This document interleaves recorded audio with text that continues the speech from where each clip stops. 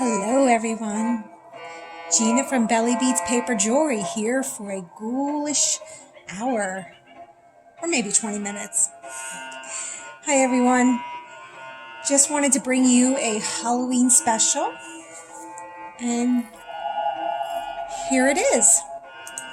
So let's get started. I had so much fun in the store. I went to the local craft store and I purchased some of these gorgeous paper, and it had it had pumpkins on it. It was the cutest thing. And these are more pumpkins on this strand. So I thought I'd like to bring to you a particular technique that I use for some of my bracelets to make them look a little tarnished. And I thought it was kind of neat. So here we go. I'm going to start with, now these I cut out into a barrel shape. And that's what shape we're going to make tonight. Okay, so let's begin. I have 3 sets of rollers. Now these have been much loved. As you can see, they are very worn. I have 3 different sizes. I have a 1 millimeter, I have a 2 millimeter, and I have almost like it's a 4 millimeter, 3.5. And I'm going to show you, like I said in my last video, depending on the weight of the paper and the size of the rollers, it will dictate whether or not what type of size you will be of your bead, how it would be either small or big. So let's start here. I have this paper here is a 65-pound cardstock, and that's what we're going to use on both of these, that one also. And we're going to start with the 1 millimeter. All right, let me get my glue out. I'm going to condition that paper, like I mentioned, just run it right through your hands. My 1 millimeter paper roller. And I have the lights dimmed to make it look a little spooky, but I don't know if we can, if I can see the little slat there. Okay. I'm going to start rolling, and as I mentioned, make sure you have some tension, not too much tension because the paper will rip. Keep rolling it. You want to roll it nice and taut there. And when you get to the end, I usually flip it. I get my glue stick. Get a little bit more on there. And I roll it there. I'm also going to show you some finished pieces that I have done that are already glossed. Oops, it's coming apart. As I mentioned too in my other videos, you have to keep your finger there for just a moment to keep that glue, the glue stick. I prefer the glue stick. I mean, you can use anything like I mentioned in my prior videos. I just think it's more handier. I like to manage my time a little wisely and trying to get there really quick instead of having glue and pouring it on. So that's me though. All right, so there we go. Remember how I said don't pull it, you push up. Okay, and then I usually try to get my bead and press it in there. All right, so that's the 1 millimeter. And this is a very small hole. Now, I like using these when I like my beads to be a little bit closer together because there's not much room in there, and the beads will tend to get closer together. Here's the 2 millimeter. We're going to condition our paper, and we're going to roll them, keeping it taut once again. Make sure it's even. I have a tendency to rush it a little bit, and just take your time and enjoy it. It's fun. Get some glue. I go out into my car, I get this little bag full of paper, and while my husband is driving, I just roll, and I think it's so much fun. It's very therapeutic and relaxing. All right, so that's my 2 millimeter. Okay, we're going to push it, and we're just going to push it down, make sure that it is all together there. Now I'm going to use this one that I gave it a lot of love. It's starting to wear down there. Condition the paper. This is about 3.5, 4 millimeter.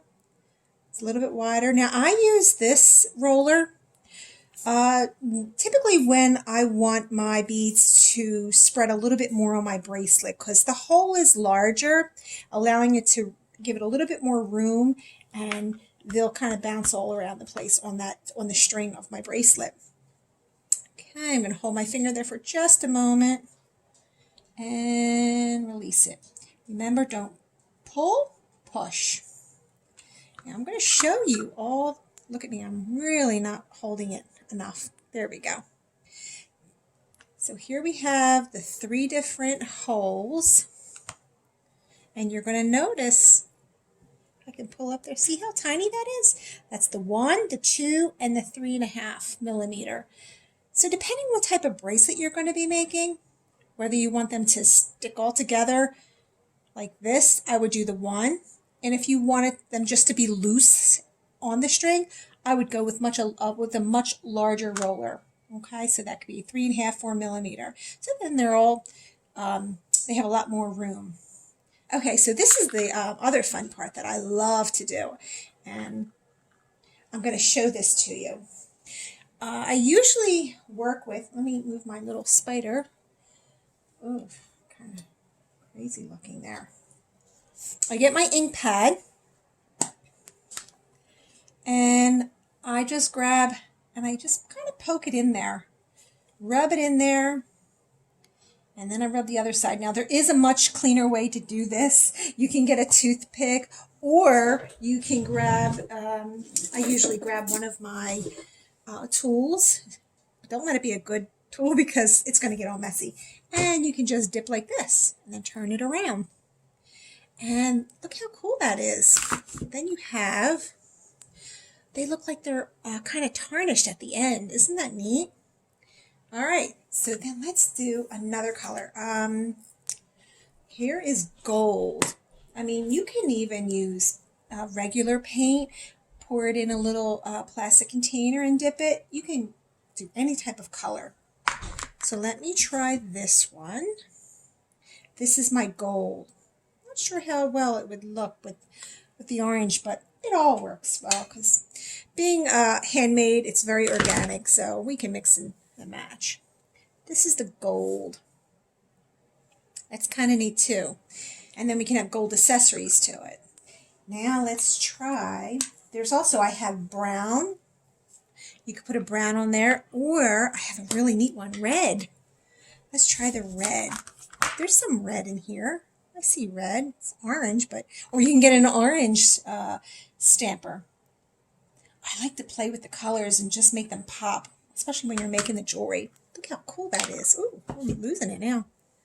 Look how cool that is. Isn't that neat?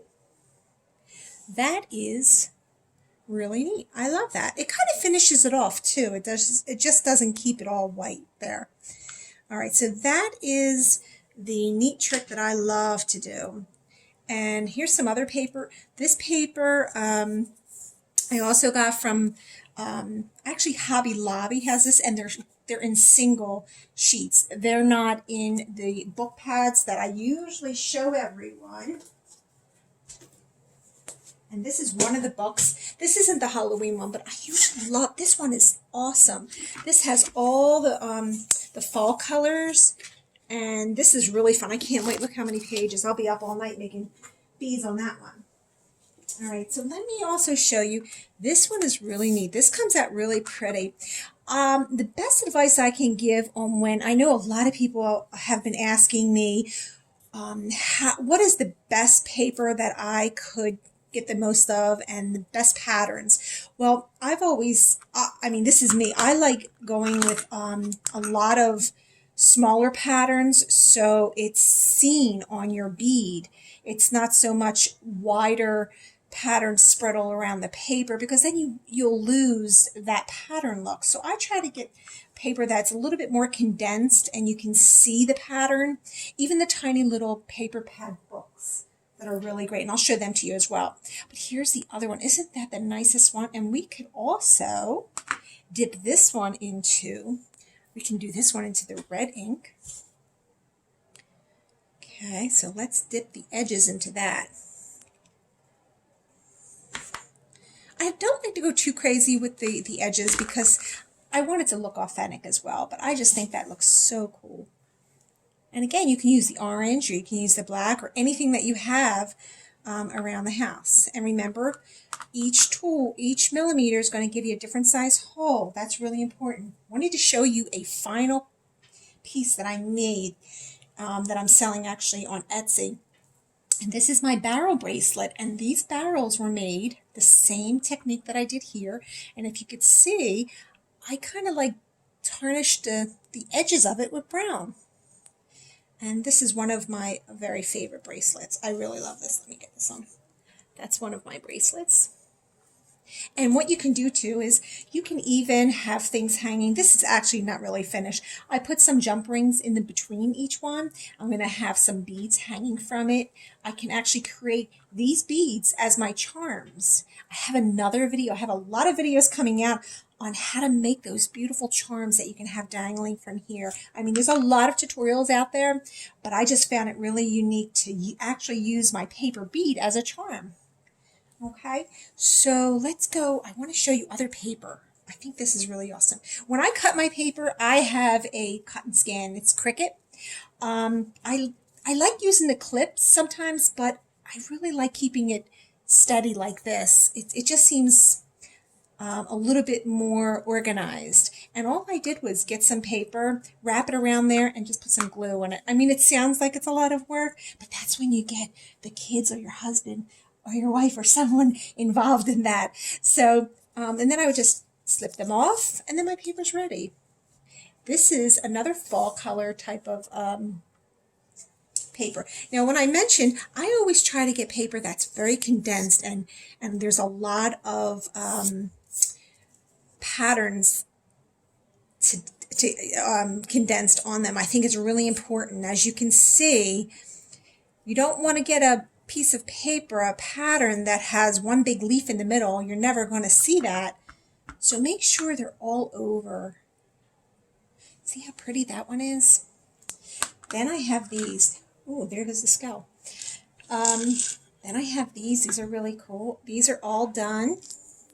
These are glossed and everything and finished. These are without the edges. So I can always add some other things to it. Oh, there goes the skull. These are the other ones. These are my barrels. I love these. I kind of got a little crazy with the gold and the browns. But when you have these as a bracelet, now these are my my tubes, I call them. These are my barrels, but this is what it looks like. And they look like they're really old. They're really tarnished, and they're sturdy too. Let me show you also what you can do. I just got this, which is really cool, from Amazon. I could put the link down on the bottom. These are ceramic beads. And I like things that are different. I love my glass beads. I mix and match, and that's the whole part of making and creating things. It's just whatever you feel like it. I feel like having within between your beads, but I love using different materials and unique materials, and this is actually ceramic. And these are really cool. I want to show you the finished pieces of these that I had done earlier today, actually yesterday. I put them on the sticks. I only did one individually once. I put the PC petrifier on it, and this was all done yesterday. And then I placed my polyacrylic on it as indicated in my past videos. But look how pretty that is. This is without anything on the edges. And this is with the black on the edges. They came out really shiny too. And this, let me take it off because that's not a nice stick. This is my other one. It's the red on the stick. So isn't that pretty? Excuse all the messiness now, but they look really nice in person. And there we go. So we have some really nice things going on.